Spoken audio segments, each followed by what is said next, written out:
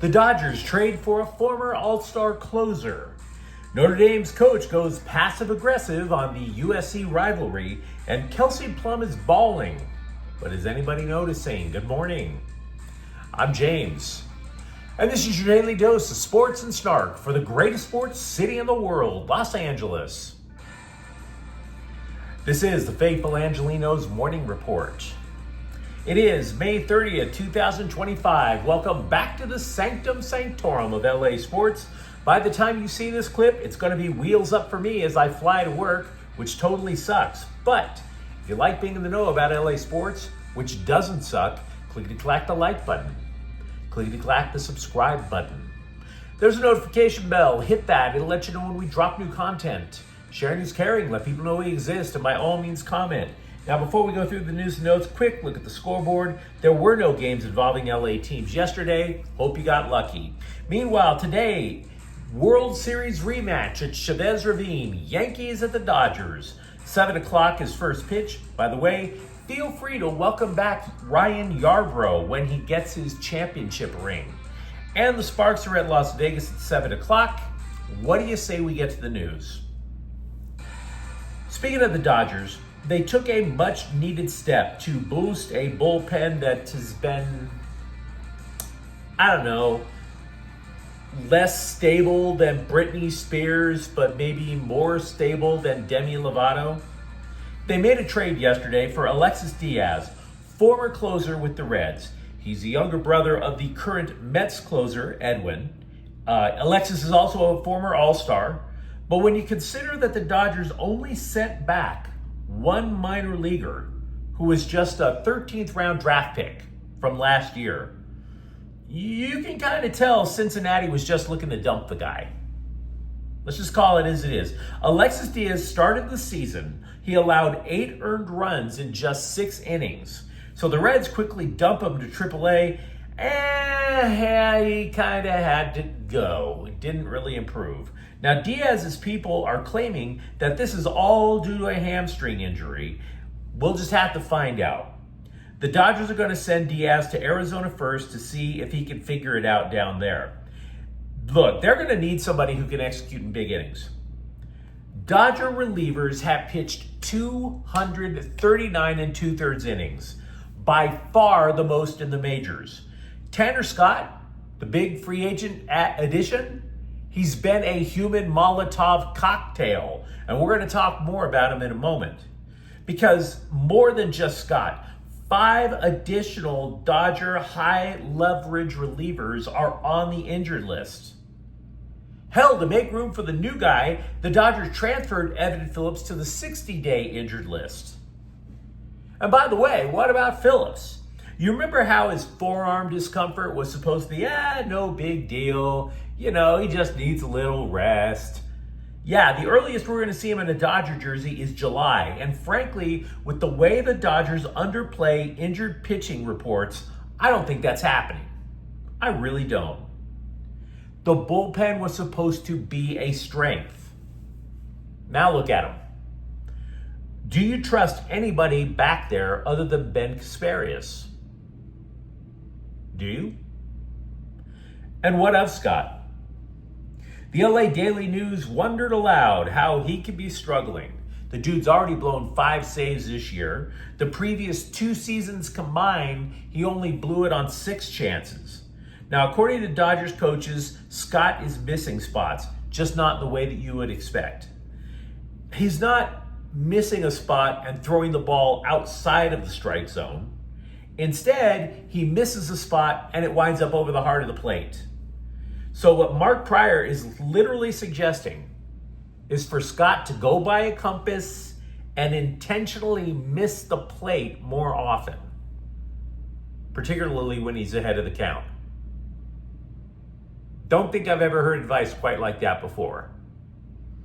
But on the plus side, at least Pryor didn't injure him, like the 14 Dodger pitchers who currently are hurt.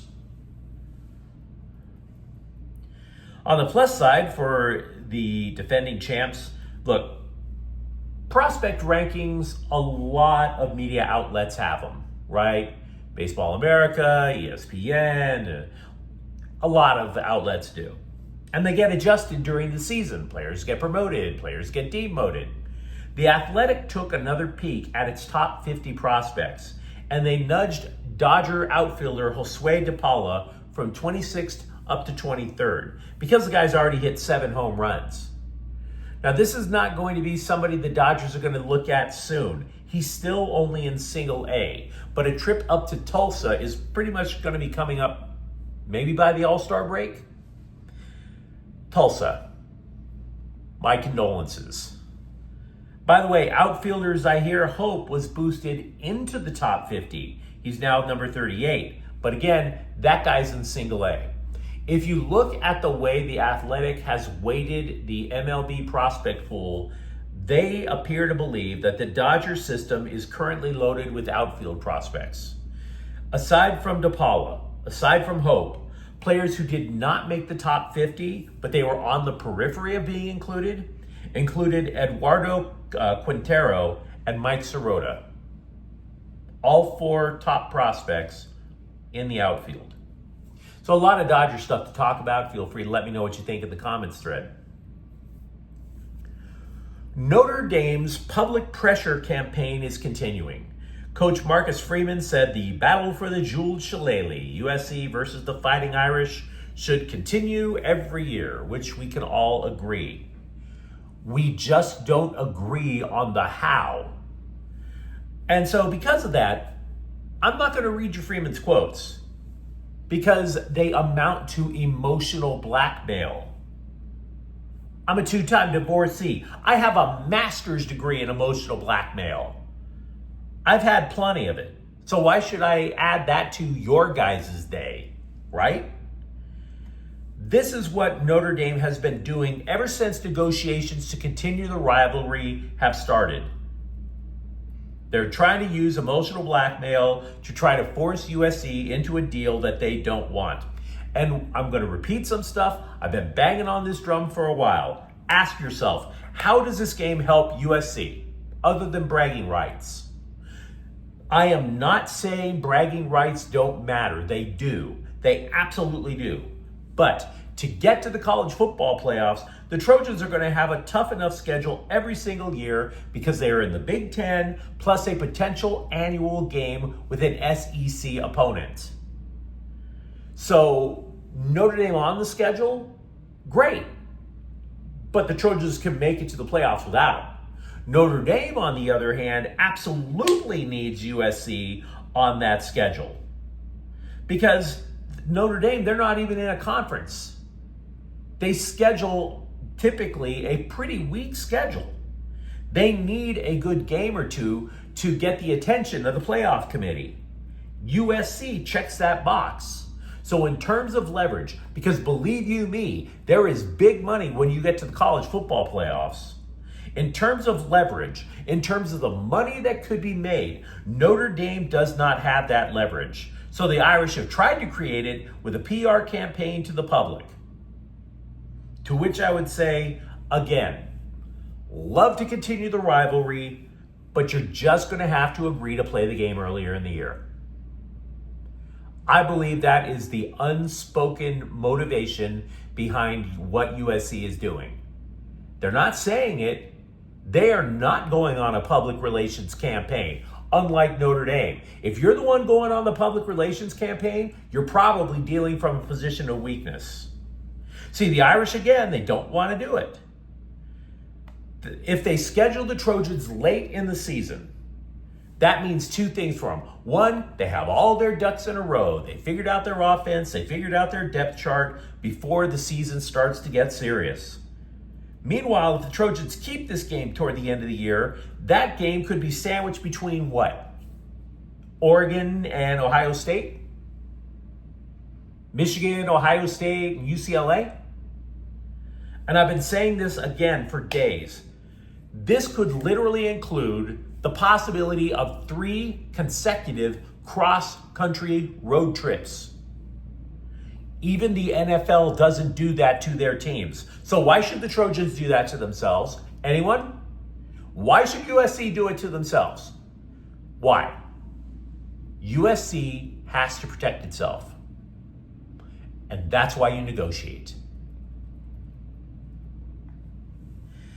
ESPN is struggling to keep anybody interested in the WNBA while Caitlin Clark is injured. Good luck with that. So they published an article yesterday that claims the Sparks' Kelsey Plum is the newcomer making the biggest impact with her new team. She was traded over the offseason from Las Vegas, a perennial power in the WNBA, over to a former perennial power in the Sparks, although frankly, right now, the Sparks are currently bottom feeders and have been for the last 4 years. The numbers Plum have been putting up, to be frank, are impressive. She's averaging more than 25 points per game. But how much of an impact are you really making if the Sparks have the 10th best record in a 12-team league?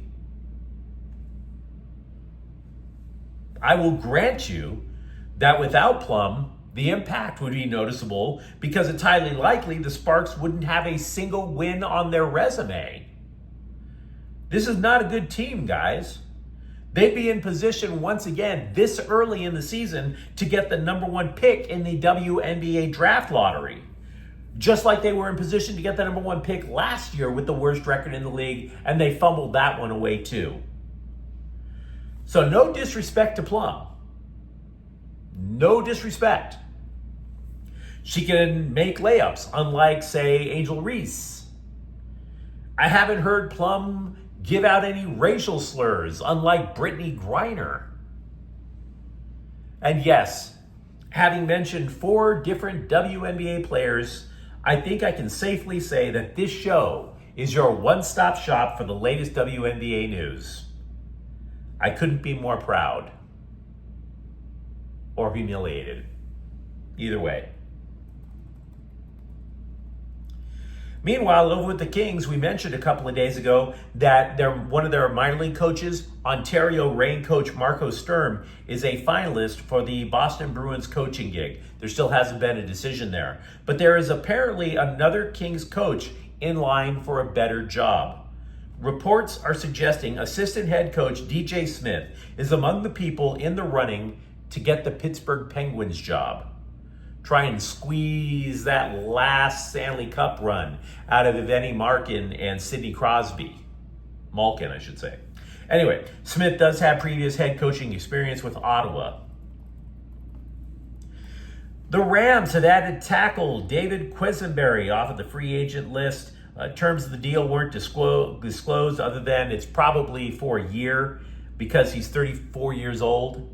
And by the way, even though he played 17 games last year, he didn't start. Translation, he's a depth piece. Guard Keza Giffa. What a remarkable name. If he doesn't make it in college basketball, he damn sure has a hip-hop career. Keza Giffa is coming from, I forget which one of his 3 prior colleges he's coming directly from, but he's going to hoop for USC. Now, the Trojans currently have 6 guards on the roster with Giffa, but unlike most of the rest of the guards, he's a proven ball handler. He previously played for Texas El Paso, Daytona State, and something called High Point University, which for all I know is what they renamed DeVry. But you let me know what you think in the comments thread. Are you optimistic that the Dodgers trade will actually prove beneficial to a really wiped out bullpen? For that matter, are you starting to understand the point about USC wanting to get terms of the rivalry more to their liking? Or do you take Notre Dame's side? And if you enjoyed the content, don't forget to subscribe to Faithful Angelenos. We're talking LA sports every single day here. Thank you for watching. I'm James. We'll be back tomorrow. Faithful Angelenos is a Kian Corta El Queso production. Take care.